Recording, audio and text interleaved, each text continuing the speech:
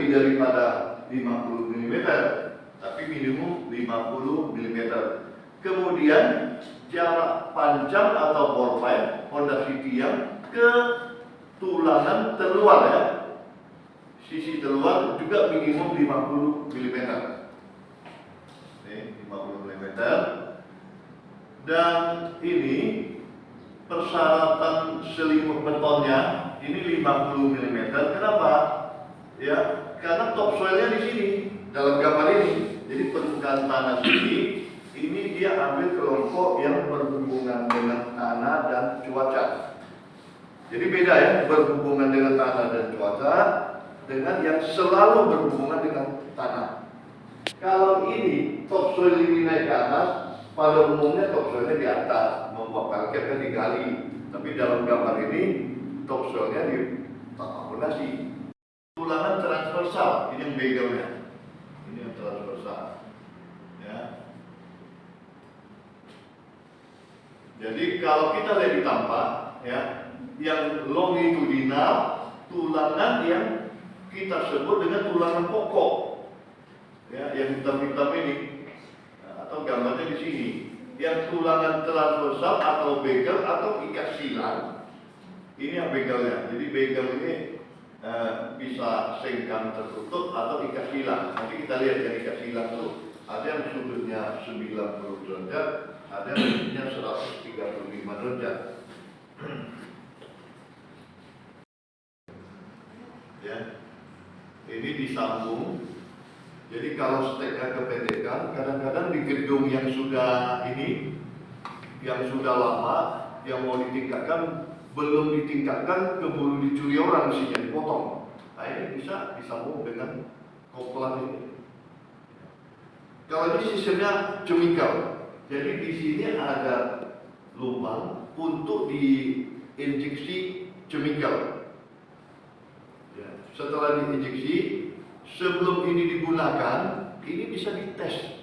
Jadi dibawa ke labor untuk diuji tarik, sehingga ya tegangan tarik ini harus sama atau melebihi ya tegangan tarik baja tulangan yang bersangkutan. Jadi harus melebihi. Ya. Ini yang kita sebut dengan koplar itu. Ya. Nanti ingin melihat boleh. Lebah ya. Itu dimaksud oleh SCD honeycomb itu. Jadi kalau bahasa bukannya betonnya keropos atau sarang kerikil. Ini akibat spasi tulangan yang rapat. Tulangan rapat. Maka itu kejadian seperti ini. Nah, maka itu kenapa jarak tulangan itu perlu diatur di SCD.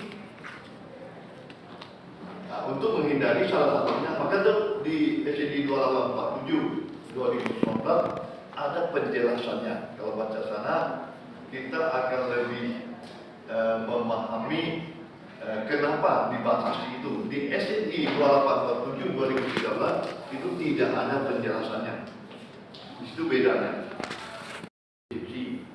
Ya, kalau yang sudah berlubang sebesar ini, ya, kalau dinyatakan tidak layak itu dibongkar. Kalau masih dinyatakan oleh insinyur profesional itu layak, ya, itu bisa di-growting, di-growth. Jadi ada semen growth yang K-nya sampai K500, K600, tapi bukan langsung ditempel. Ini kalau di proyek bambu kok, si tukang nampak honeycomb itu langsung cepat ditempel sama semen, takut ketahuan. Ya, justru kalau saya nampak saya suruh bongkar lagi.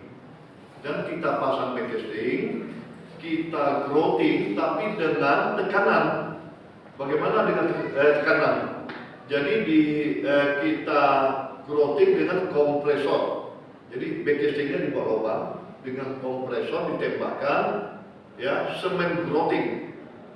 Setelah semen growtingnya selesai ditempel ke yang honeycomb tadi, itu diuji, ya, kita tes kekuatannya berapa. Bisa dihammer, Ya, itu pernah kita lakukan dan kita aman. Ternyata mutu betonnya cukup tinggi.